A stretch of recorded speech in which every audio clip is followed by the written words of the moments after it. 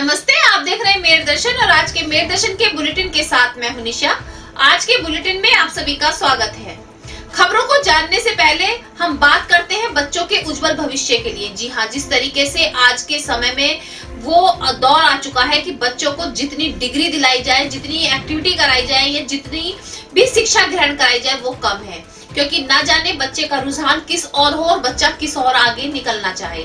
तो अब ये सभी कॉलेज वाले, संस्था वाले सभी इस चीज पर विशेष ध्यान दे रहे हैं कि पढ़ाई के साथ साथ, एजुकेशन के साथ साथ सभी बच्चों को अदर एक्टिविटीज कराई जा रही हैं।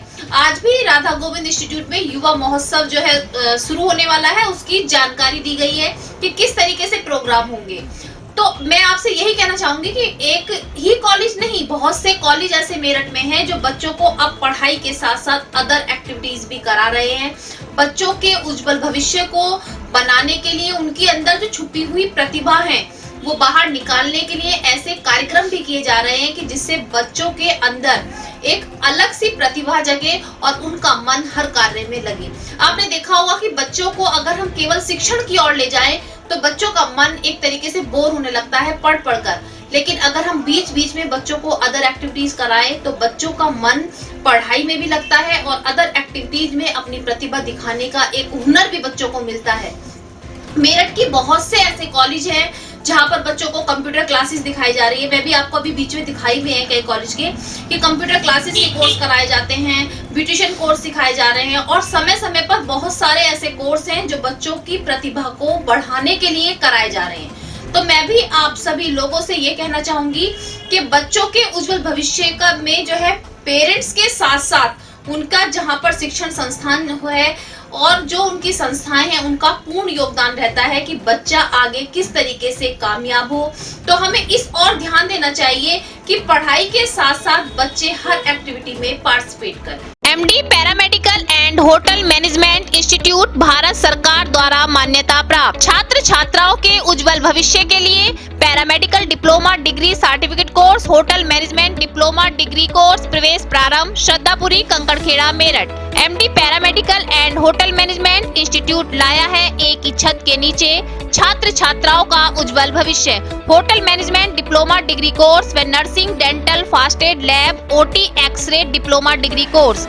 श्रद्धापुरी, कंकड़खेड़ा, मेरठ। 9760141320। आज के समाचारों के प्रायोजक हैं खेमचंद पहलवान, पूर्व सदस्य Uttar Pradesh Congress committee. Arvind Kumar Gupta, Marwari Bhoj, metro plaza, Delhi road, Meerut. Doctor Beena Rani Agarwal, समाज सेविका। Madhuri dance academy, Pallavpuram, Meerut. अब नजर डालते हैं आज की हेडलाइंस पर, जिसके प्रायोजक हैं जूम डिजिटल मूवी वर्ल्ड।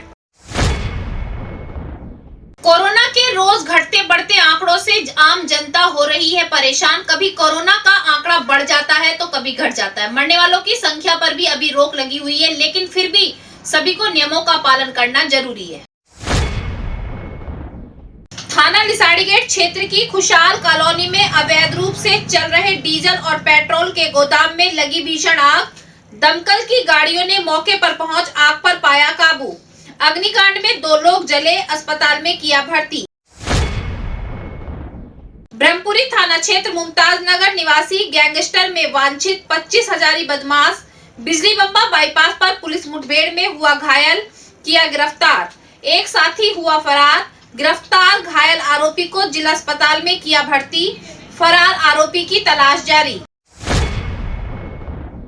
थाना लिसाड़ीगेट क्षेत्र के फतेहपुर रोड के एक घर में गैस सिलेंडर फटने से हुआ दर्दनाक हादसा। 6 साल के बच्चे सहित एक महिला की मौके पर हुई मौत। मोहल्ले में मची भगदड़, मौके पर पहुंची पुलिस। टीपी नगर थाना क्षेत्र में खुलेआम एक पार्टी में हवाई फायरिंग करते हुए एक युवक की वीडियो हुई वायरल। वीडियो में दिख रहे युवक की पुलिस द्वारा तलाश जारी। गढ़ रोड स्थित राधा गोविंद इंजीनियरिंग कॉलेज में 4 मार्च से 3 दिवसीय युवा महोत्सव का होगा आयोजन। जिले के विभिन्न स्कूलों के छात्र छात्राएं करेंगे विभिन्न प्रकार के कार्यक्रम। साथ ही 6 मार्च को कॉलेज परिसर में होली महोत्सव की थीम पर कल्चर हेक्सा का होगा आयोजन। विभिन्न कॉलेज की छात्राएं लेंगी भाग। इस अवसर पर face painting, rangoli making, T shirt painting, mehndi एवं अन्य प्रतियोगिताएं की जाएंगी आयोजित। सराफा बाजार के सम्मानित सदस्यों द्वारा शहर चौक महादेव मंदिर में अतिथि पत्रांक का किया गया विमोचन। विधि विधान से पूजा अर्चना के उपरांत सभी को तिथि पत्रांक का किया गया वितरण। कार्यक्रम के मुख्य रूप से रामचंद्र राठी, मनोज अग्रवाल, संत कुमार आदि का रहा पूर्ण योगदान। AIMIM के 63वें स्थापना दिवस को मनाया गया धूमधाम से। साथ ही बढ़ती महंगाई को लेकर कलेक्ट्रेट पर प्रदर्शन कर जिलाधिकारी को सौंपा ज्ञापन। दिल्ली रोड स्थित मानसरोवर पार्क में अखिल भारत हिंदू महासभा के पदाधिकारियों व कार्यकर्ताओं द्वारा हिंदू महासभा के नवनिर्वाचित राष्ट्रीय अध्यक्ष श्री मुन्ना कुमार शर्मा को माला अर्पण कर भगवा पटका पहनाकर किया गया स्वागत। सांसद मीनाक्षी लेखी पहुंची आज मेरठ। महिलाओं के सम्मान समारोह में की शिरकत। महिलाओं को आगे बढ़ने में किया उनका उत्साहवर्धन। साथ साथ विपक्षी पार्टियों पर साधा निशाना। ग्लोबल सोशल कनेक्ट संस्था के 1 वर्ष पूरा होने के उपलक्ष्य में फाउंडेशन डे पर किए गए कार्यक्रम। आयोजित कार्यक्रम में रेन बसेरे के गरीब बेसहारा बच्चों तथा स्कूल के बच्चों ने बढ़ चढ़कर लिया भाग। मुख्य अतिथि नगर आयुक्त मनीष बंसल ने संस्था के नेक कार्य के लिए दी बधाई। तारे जमीन पर प्रोजेक्ट के लिए बच्चों का किया उत्साहवर्धन। अब खबरें विस्तार से। जब हमें कोई भी कार्य शुरू करना होता है तो उससे के लिए हमें सरकार से अनुमति लेनी होती है कि जगह देखनी होती है कि जहां पर आबादी वाले क्षेत्र ना हो। कुछ काम ऐसे होते हैं, कुछ कारखाने ऐसे होते हैं जो ऐसी जगहों पर खोले जाते हैं जहां पर सुनसान इलाका हो या ज्यादा आबादी वाले क्षेत्र ना हो। लेकिन फिर भी कुछ ऐसे लोग हैं जो अवैध रूप से कुछ कार्य चला रहे हैं और उनसे घटना जो बढ़ती है जिससे आसपास के लोगों को भी बहुत नुकसान होता है। आज ऐसी ही घटना सामने आई थाना लिसाड़ी गेट के खुशहाल नगर से कि अवैध रूप से चल रहा पेट्रोल डीजल का गोदाम, उसमें आज अचानक आग लग गई। आग इतनी भयानक थी कि सभी क्षेत्रवासी घबरा गए और आग को बुझाने का प्रयास करने लगे। मौके पर दमकल की गाड़ियां पहुंची, आग पर काबू पाया गया। 2 लोग आग में बुरी तरीके से झुलस गए। क्षेत्रवासियों का कहना है कि बार बार इसकी जो सूचना थी कि अवैध रूप से गोदाम चलाया जा रहा है, हम बार बार देते रहे, लेकिन अभी तक कोई भी कार्रवाई नहीं की गई है। पुलिस अभी भी जांच में लगी है कि किसका गोदाम था और वो कौन से अस्पताल में भर्ती हुआ है। खुशहाल नगर कॉलोनी यहीं का रहने वाला एक कलवा है। ये अपना यहाँ गोदाम बना करके यहाँ पर ये केमिकल अपना बेच रहा था और अवैध रूप से था ये, और इसमें आग लग गई थी जिसमें ये पता चल रहा है कि पड़ोसियों ने बताया कि कलवा भी झुलस गया है और कहीं इलाज के लिए यहाँ से भाग गया। जानकारी नहीं हो पा रही है, ये पता किया जा रहा है कि किस अस्पताल में है। आग तो पूरी रूप से बुझ गई है। वहीं दूसरी ओर एक कहावत सही होती है, जी हाँ, सावधानी हटी दुर्घटना घटी। जी हाँ, एक परिवार में एक सिलेंडर फटने से इतना बड़ा हादसा हुआ कि परिवार के 6 वर्ष का बच्चा और एक महिला की मौके पर ही मौत हो गई। कहा जाता है कि गैस सिलेंडर का काम करने के बाद उसको बंद कर देना चाहिए, लेकिन कहीं से गैस सिलेंडर लीक हो रहा था जिससे अचानक से आग लग गई और आग इतनी भयानक थी कि अंदर जो बेटा और महिला थी उसको बाहर निकालना मुश्किल हो गया और मौके पर ही उनकी मौत हो गई। थाना लिसाड़ी गेट के फतेहुल्लापुर चौकी क्षेत्र में एक घर में फंक्शन था, जिस घर में मुजफ्फरनगर की रहने वाली उसकी बहन और एक उसका पोता जो है आया हुआ था। वो दोनों घर में थे और घर में गैस लीक हो गई थी। एक महिला ने गैस को जलाने के दृष्टिकोण से जैसे बच्चों के उज्जवल भविष्य को ध्यान में रखते हुए, जैसा कि मैं आपको बताती आ रही हूँ कि हर संस्था कोई ना कोई ऐसा कार्य कर रही है जिससे बच्चों के अंदर छुपी हुई प्रतिभा को बाहर लाया जा सके। बहुत से बच्चे ऐसे होते हैं कि पढ़ाई में उनका मन नहीं होता, लेकिन अदर एक्टिविटीज में बढ़ चढ़कर भाग लेते हैं और अच्छी करते हैं, आगे भी बढ़ते हैं। तो इसी को कार्यक्रम को आगे लेते हुए राधा गोविंद इंजीनियरिंग कॉलेज द्वारा 4 मार्च से 3 दिवसीय युवा महोत्सव कार्यक्रमों का आयोजन किया जा रहा है, जिसमें शहर के विभिन्न विद्यालयों के छात्र छात्रा आकर भाग लेंगे।